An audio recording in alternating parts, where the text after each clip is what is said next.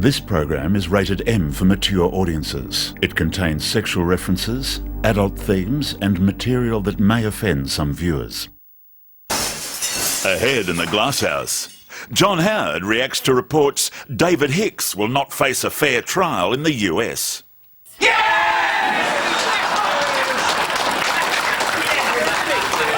The Prime Minister receives news George W. Bush wants to talk to him.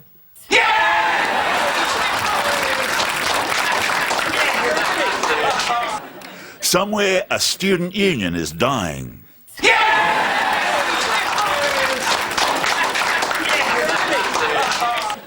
And a superb athlete wins a rather unchallenging game of musical chairs.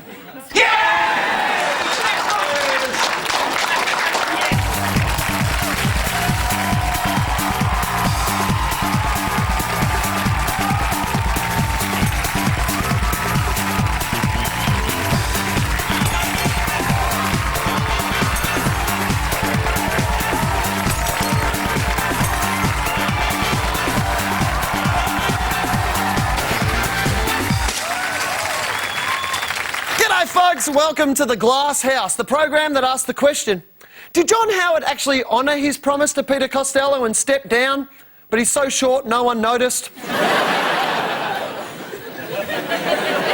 Yes, the leadership debate has reared its smug, ugly head again, with Costello demanding Howard quit like he said he would years ago. But John is adamant there was no deal. So if Pete wants to be Prime Minister, he'll have to choose another suitcase. No deal! No deal! Still, Howard is thinking of resigning, but he has to be sure they're going to lose the next election first.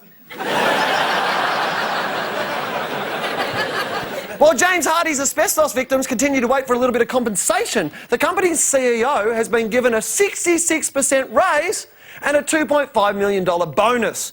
The CEO said the massive bonus took his breath away, so he's also put in for a share of the compensation.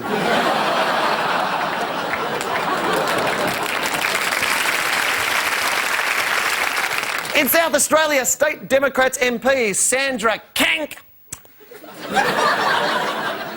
says politicians should go to raves to learn about drugs firsthand. Kank wants to go to a party. So it sounds like a drug you get at a rave, doesn't it? Dude, you got any kank? Kank wants to go to a party where there are happy people, instead of the Democrat Party where everyone's just bitter and confused. But do we really want politicians at raves? Personally, I can't think of anything more scary than Beasley and Vanstone on the dance floor. Pashing. Russian President Vladimir Putin has been forced to explain what the hell he was doing when he lifted up the shirt of a 5-year-old boy visiting the Kremlin and kissed him on the stomach. This is what Vladimir calls Putin it about. Putin also said, and I quote, he seemed very independent, sure of himself, and at the same time defenceless, an innocent boy, and a very nice little boy. Stop talking! You're only making it worse! Some people claim it was a clumsy attempt to soften the president's image. Yeah. Somehow I don't think the slogan, Vladimir Putin likes little boys, will win him a lot of votes.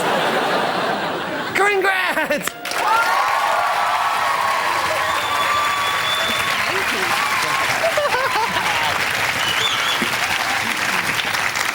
News from Canberra, Wilson Tucky. Labor and the Liberals are going to use $2 million of taxpayers' money to teach countries in our region how to run a political party Australian style. First lesson, how to waste taxpayers' money. Australia might as well export democracy to our neighbours. We don't seem to use it much anymore. And how else are our foreign friends going to get democracy? We're certainly not going to let them come here and find it, are we? I only hope we're not teaching our neighbours the same political lessons we taught East Timor. Not sure it's working, just having Alexander Downer yell out, "Democracy! Democracy, brown people!"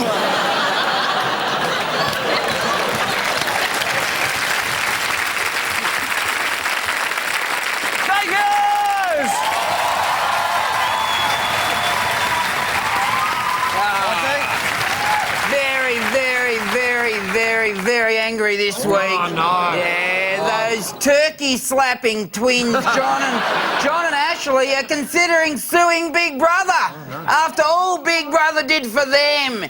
He fed them, he clothed them, he sheltered them, he even filmed them naked in the showers. Where's the gratitude, guys? You wanted to be famous, you've spent a week on the front of the newspapers. You're famous now. Seriously, though, I mean, I was freaked out when I heard that some of the contestants in Big Brother had broken the rules. I thought, what have they done? Have they pronounced the word with more than 5 letters correctly? Have they had an interesting conversation? What have these guys done? In the guy's defence, Big Brother said, they read the rules. They can't read! You can't read rules if you can't read. A little bit over the top when Kim Beazley and John Howard weighed into the issue. Howard especially said the show should be axed. It's a disgrace. He's fairly happy for his little Iraq show to keep going, even though hundreds of civilians die every week. But seriously, a bogan gets his wanger out in a Gold Coast theme park and all hell breaks loose. Ridiculous. Fair point. You know who I feel sorry? I feel sorry for turkeys. I didn't even know they did that to each other. Seriously, no wonder their heads are all messed up. All right, let's get to it. Joining me, Corinne and Dave, to throw some stones in the Glasshouse tonight, the one true star of the breakfast show on Vega in Sydney, Tony Squires.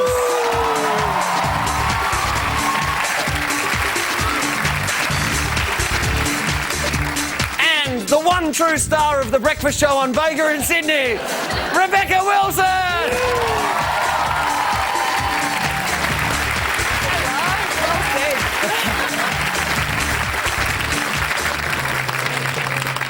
All right, movers and shakers. First up, the war on drugs in schools hit a new low recently when a Year 3 student took his grandmother's prescription drugs to school and tried to hand them out. His grandma nearly had a stroke. No, really. Teachers got suspicious when the kiddies started saying how their arthritis had cleared up and how nice it was to be regular again. But while little kids love the sound of speed, coke and disco biscuits, they're still pretty scared of smack.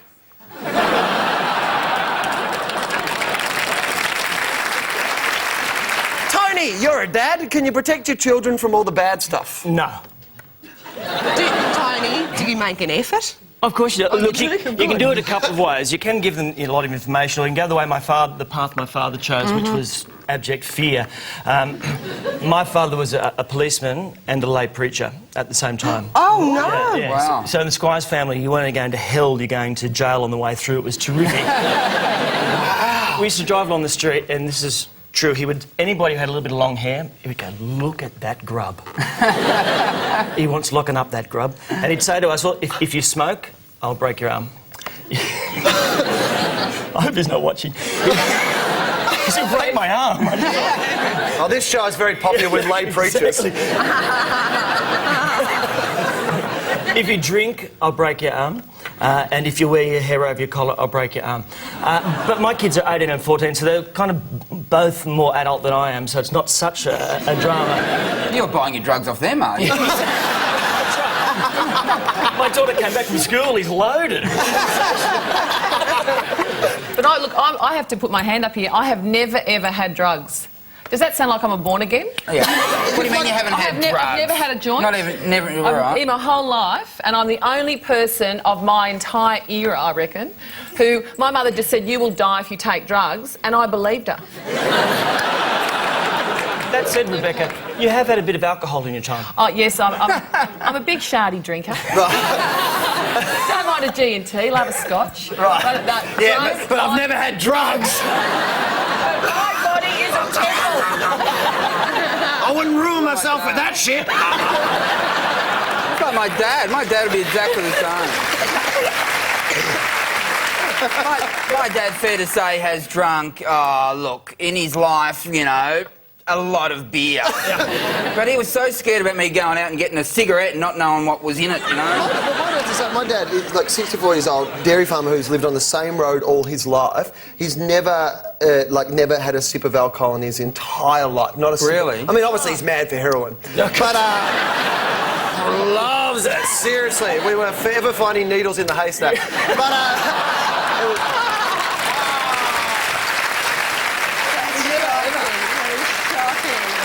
it's true, my dad, it's quite an amazing thing. He's never had a drink or any drugs, and he's only ever kissed one woman. He's he honestly... Your mother, I take it. Yeah, my mother. Yeah. He calls it the Graham Anderson 100% strike rate.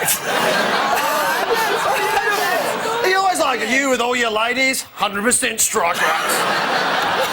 That's gorgeous. He must have one vice, though. Yeah. Porn. Hi, Dad. Rebecca, on the alcohol front, you talk to your kids about that. You actually, you know, if they were underage, they're allowed to drink alcohol in your house. Well, yeah, I actually let them have a VB. I always think it's better keeping them at home. At what age were you allowed? Well, he's 14. Sure, and I actually let them after they've had a big, like they're having a Saturday night at home, or they're going out before they go out. A couple of hard starters, I say you can have them. Don't say that. I can't hear. And I actually think it's better than let going... them drink before they go out. Yeah. A six-pack. Yeah. That's good. Loosen them up with the ladies. There's no way a kid who's had a few drinks at home will have any more once they go out. Don't tell me that. Look, don't tell me that. He was probably a good kid until you got him too loaded to have any moral judgment. I just think it keeps it... My view is it keeps it out of parks, because I just think... I hate that... Yeah, you don't want your kids hanging out in parks. With flasks of vodka and backpacks. That's the big thing, where they sort of roam the streets of suburbia with flasks of vodka and backpacks. They can afford vodka. I know. It was Moselle in my day. When I first moved down to Melbourne, I was really naive from the country and went to my first big uni party off campus. So it was a whole lot of massive hippies. Yeah. And I'm sitting there, and we're all around a bonfire out the back, and everyone's wearing pants that they knitted themselves and all that kind of stuff. And someone was passing around some snacks, which was a pot filled with mushrooms and honey. And I just went, mushrooms and honey? Who eats mushrooms and honey? That's the silliest thing I've ever heard. It was about 5 years before I went, oh, Jesus, Corinne. I'm not eating that. Our next mover and shaker is 21-year-old Larissa Stevens from New South Wales, who's been sacked by a mining company after refusing to sign a workplace agreement that would have fined her $200 for taking sick leave. Larissa refused to sign the AWA because she would have been docked if she didn't give 12 hours notice of being sick. But how can you give 12 hours notice when you don't even know if it's a good beach day until you get up? But the laws are good for the labour market and to make AWAs more appealing to the public. Being sacked is now called being turkey sacked.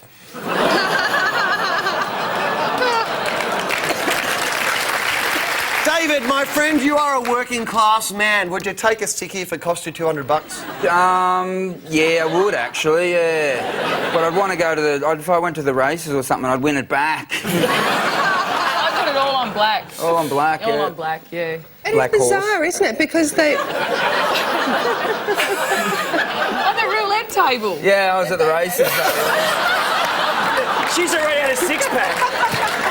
I've got to say, I hate the new IR laws. I don't care about people our age. I think we'll get by, we'll be fine. We've got jobs that we can sort of... And a lot of us have signed AWA agreements in the past because it's a financial incentive to do so. But for kids coming into the workforce for the first time, there is absolutely no protection going to be afforded them. And I think it's a disgrace that we fought for 25 years for workers' rights and to get to this position of in a civilised society, and now we're going back 20 years and they're taking away every single right that we fought for. I think it's outrageous.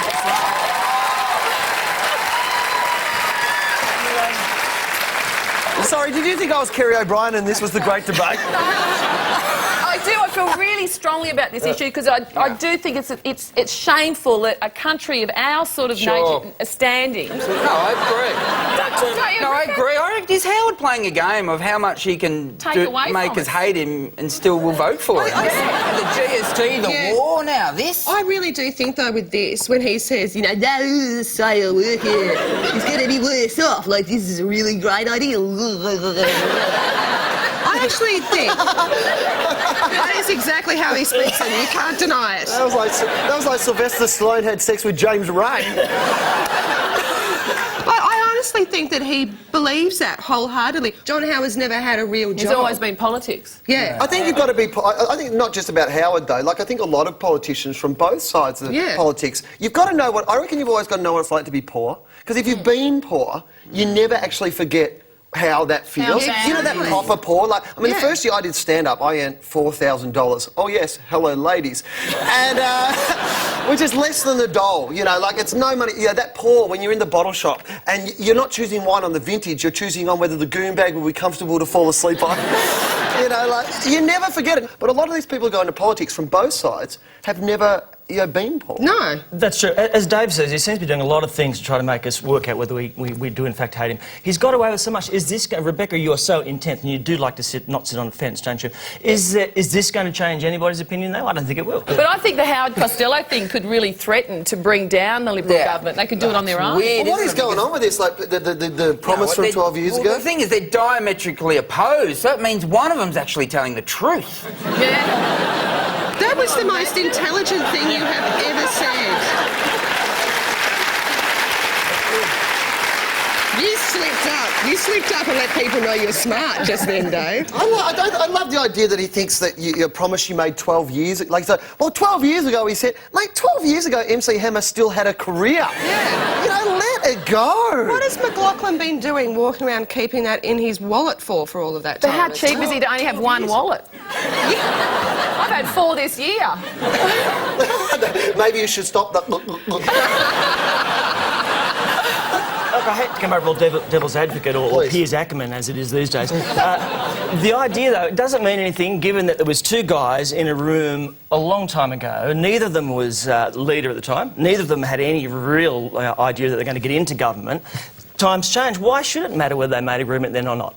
People don't want Howard. You see, I really like Peter Costello. He came on the Fat a couple of times and he's surprisingly approachable. He's great company. Did he bring a bottle of wine with him? He did. No, he's a really, really lovely bloke. And he loves his You've got to tell people, because people hate him. I know. And no one trusts him, but he's probably the most honourable of any of the politicians I've ever met. I mean, he is really, seriously a decent, honest person, and he's a great speaker. He's a politician. He's paid to smile at the public and lie through his teeth. They're all paid to do the same thing. Does that sound sceptical? No, not at all. No, not at all. I'm trying to work out whether he hit on you or not. How could you actually kiss Peter Costello? He has no lips. Our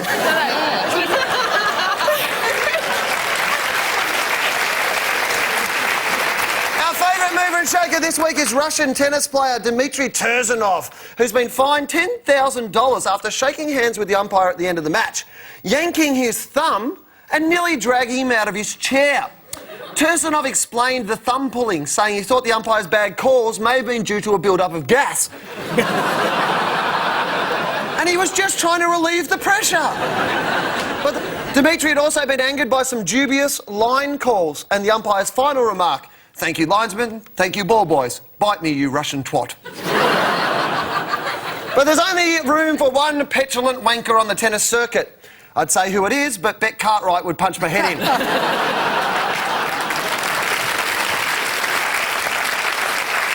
Rebecca, you love your sport. If umpires stuff up, aren't they fair game? No, I'm a great supporter of umpires and referees. I do often call them cheats when I'm sitting in my house and all that sort of stuff, but I do not believe that if you're playing in a game of footy or tennis or anything, that you should ever question in any foul way the referee's or umpire's decision. And how often do you see it where some poor father's refereeing the under-8s and some parent runs on and admonishes him for, you know, making the wrong decision, making the wrong call in a soccer match, and you just think, you are teaching your kids really bad lessons from a really young age. I just think, and how often have you ever seen... So you're saying you should never question authority? No, never question... Oh, no, Never question authority. But I also think it's just really, they never ever change their minds once they've made the decision. Yeah. So how dumb do you have to be to keep questioning? Well, they're sports people, Rebecca. They're quite stupid. Not always. Obviously, you don't have to invite them on your show anymore. I used to actually be a referee, and I liked Neil Diamond, so I was quite the man around the playground as a young kid. Did you grow up? You were a rep yeah. And your dad was a copper. And my as dad was a well. copper and a preacher. You were the loneliest kid in Lonelyton. Yeah, now that I've said it out loud, it's quite sad, isn't it? Those soccer umpires in the World Cup, some of them were just utter dickheads. Yeah, they were bad. There were a lot of was baddies. Like the Croatian guy who got 3 yellow cards. Yeah, if you're an umpire and you can't count to 2, don't get involved. Exactly. What about crowd behaviour? Is it okay for crowds to abuse the umpires, to abuse each other? I kind of like... You have to. Yeah. You have to. I mean, crowds, if you're there, sport's all about passion. It's all about getting behind your team and tribalism. So if you can't abuse the referee... I like to feel wronged when my team loses. I you want to blame. I don't want to blame my team. I'm not really keen on blaming the opposition. I like to blame the officials. My favourite 2 moments of the soccer football World Cup were the chants. One of them by the English fans that started the fight with the Germans was a cracker, and then one of the Aussie ones. The first one, the one that started the fights between the English and the Germans, were the English chanting, "My granddad killed your granddad, doo-dah, doo-dah." That's grown up. Yeah. And then the Aussies were chanting to the English, "Shane Ward's shagging all your women while you're gone."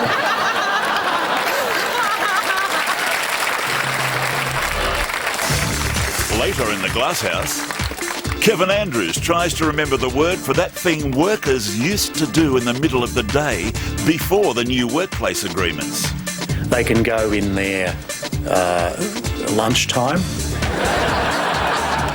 Peter Costello admits he'll never be charming, caring, humble, gracious, or particularly well-liked. Well, let's try and work on the other areas. And Crazy Kim announces the ALP closing down clearance sale. That is why they all go, the whole lot.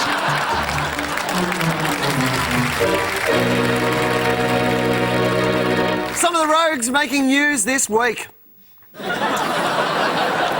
Very funny. Gluing my fingers to my face, then asking who ate all the pies. So if I had dimples, I'd be a Teletubby. The diet's working. I've lost weight here and here. Everyone point to the leader of the party. It's me! You can still see the marks where Mark Latham turkey slapped me. I think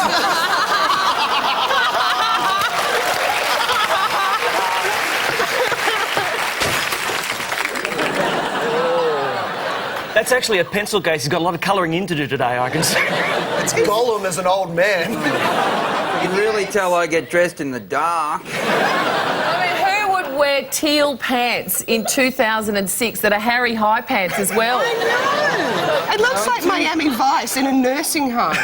Too many people are scared of that, man. Someone's got to say no, Alan, no, you know. Yeah, is that a toilet bag? It looks like he's wandering the streets with a toilet bag. I've seen him in the amenities block at my caravan park. Is that a real photo? It's a real photo. Look at that, like, sour expression on his face. I mean, what has he been sucking on? Princess Mary entertains the Danes with some traditional Tasmanian bogan dancing. She's showing them where Tasmania really is.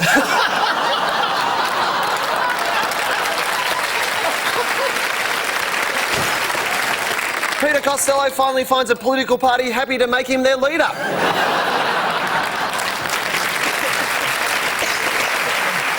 Doesn't he look comfortable there as well? Oh, yeah. What do you think? I reckon the locals are thinking, oh, we'd eat him, but he's too bitter.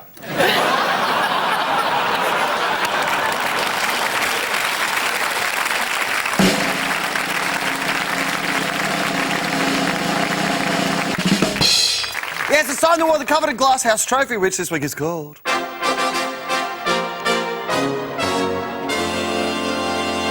And the winner of the Colonel Sanders Memorial Disturbing Digit of Desire is Robert Hanna from Corpus Christi in Texas, who cut off one of his fingers, put it in a gift box and sent it to the girl who just dumped him. Whole new meaning to giving someone the finger, isn't it? Apparently his plan was to get around the AVO she took out by breaching it, one bit at a time. Robert even included a note, this is true, which said, "This is my last attempt to reach out and touch you." So the trophy goes to that digitally challenged romantic, Robert Hanna. There's not so much you can do with an extra finger, except amuse yourself going... That was my big finish.